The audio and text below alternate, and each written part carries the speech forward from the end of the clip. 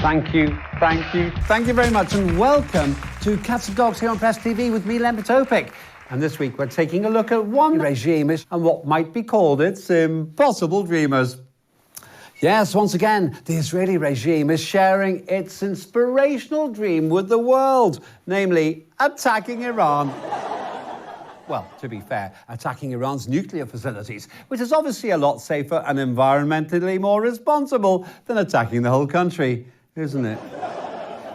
In his recent speech to the United Nations General Assembly, Israel's Prime Minister Naftali Bennett said, "Iran's nuclear program has hit a watershed moment, and so has our tolerance."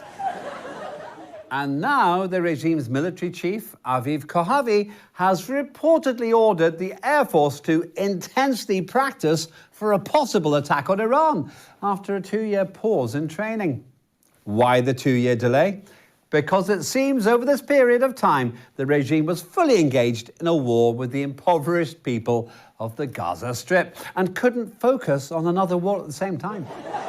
Some commentators think this proves they've been learning from America, who have perfected the art of losing just one war at a time.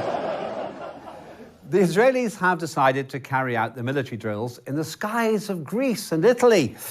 That's far enough away so that they won't be targeted by Hezbollah's missiles and drones. Though I would point out that dropping bombs on beaches in Corfu isn't going to do much to encourage Greek tourism and could be mistaken for extreme measures by the European Union to enforce COVID-19 social distancing rules. Observers say the Israeli regime is strong enough to threaten Tehran, but not strong enough to enter an actual war. What's not to like? You can't go wrong with a bit of saber rattling. Try it with your neighbours, and you'll find it's a lot quicker to insult them than carpet bombing their garden. And cheaper too. Now, on that money point, the Israeli authorities plan to allocate $1.5 billion for an attack on Iran. Apparently $620 million would come from the 2022 military budget, so probably America. But where does the rest come from? The current budget? Well, apparently so. But how will they do that? Halve the Tel Aviv garbage collections? Make the municipal gardeners redundant? Or just ask Israeli families for a donation? Mum, why haven't we got any cornflakes? Because, son, we sent them to the army so they don't have to attack Iran on an empty stomach. Now stop your moaning and come and help your father and me get ready to go to war with Iran. Well, with this eye-watering amount of money, it could be said that Israel could do better than build on its suicidal war tendencies. For example, why not plug all the holes in its high-security jail? Did you know that recently 6 Palestinians escaped from one of the regime's most secure jails overnight? Even in Hollywood movies, not more than 3 prisoners at a time can escape from prisons overnight.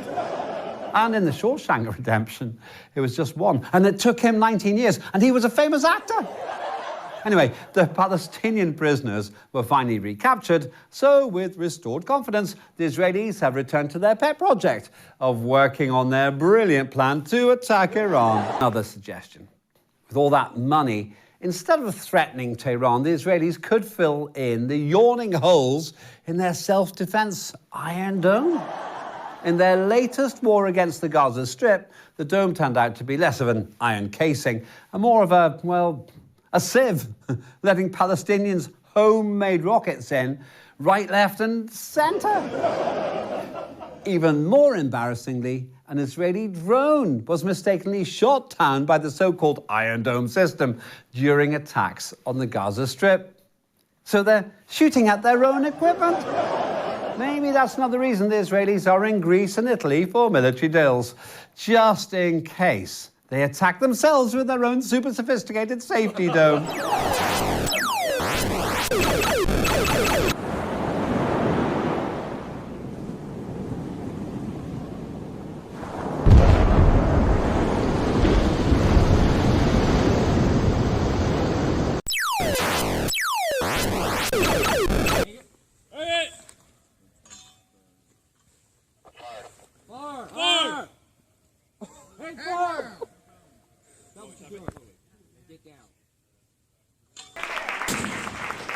Now, maybe Israel's leaders want to militarily invade Iran's nuclear facilities because they think these are the same as Libya's and Sudan's facilities.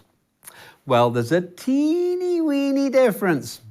While they might be able to watch their wacky war games in Libya and Sudan on television, there's just a chance that things could get a little hotter if they try to whack Iran.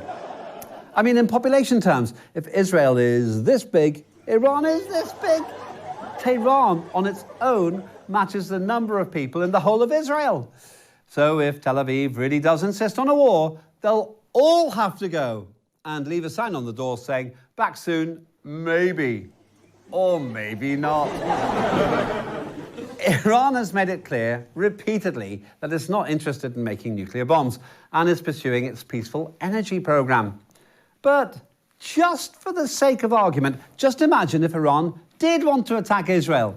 Even then, the country doesn't need nukes to nuke Israel because the regime has an estimated 90 nuclear warheads of its own. And the only thing an aggressor would need to do is drop an ordinary bomb on the regime's arsenal.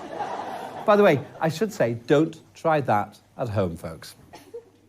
Of course, if this did happen after the incident, Israel's fighter jets might have problems finding a place to land. Meanwhile, Biden's administration says if the nuclear deal isn't revived, every option will be on the table. But what do they mean by that? Well, in yet another Cats and Dogs exclusive, we managed to get none other than US Secretary of State Antony Blinken to join us on the phone to tell us more about the complicated issue of the Iranian nuclear deal. Can you tell us anything new about the Iran nuclear deal? I don't know. Why don't you know? Because since Trump withdrew the U.S. from the deal, we haven't really had a policy on it. Why haven't you had a policy on it? Because it's in the hands of the president. Well, what does he think? We don't know. He said something about a war. Well, that sounds important. But he was talking in his sleep. Well, what options are on the table? All the ones that benefit the USA. You mean even the military invasion option? No, my secretary took that option off the table. Well, she took it off the table for political reasons? No, she took it off the table because she was cleaning the table. So are you going to attack or help Israel attack Iran? Well, to be honest, that really is down to our commander-in-chief. And there is a problem because Israel might not want our help after the Afghanistan war. Why wouldn't they want your help after the Afghanistan war? Because we tend to lose, one war at a time. Do you think that Israel will attack Iran? I really don't know. The last time we raised this with the president, he told us to send a delegation to Iraq. To Iraq? Why Iraq? Because it sounds like Iran. It's an easy mistake to make at his age. Sorry, I've got to go. Oh, has the president woken up? No, but he's just about to spill his cocoa. I see. Thanks for your time. That was US Secretary of State Antony Blinken confirming that the United States is having problems of its own in the Oval Office, mainly with cocoa. That's all for this week. Join me again next time to find out if Israel has made up its mind about whether to attack Iran, if America has made up its mind on whether to help them, and if anyone has sorted out a way to interpret Sleepy Joe's sleep talk. That's all on Press TV with me, Lembitopic, and Cats and Dogs.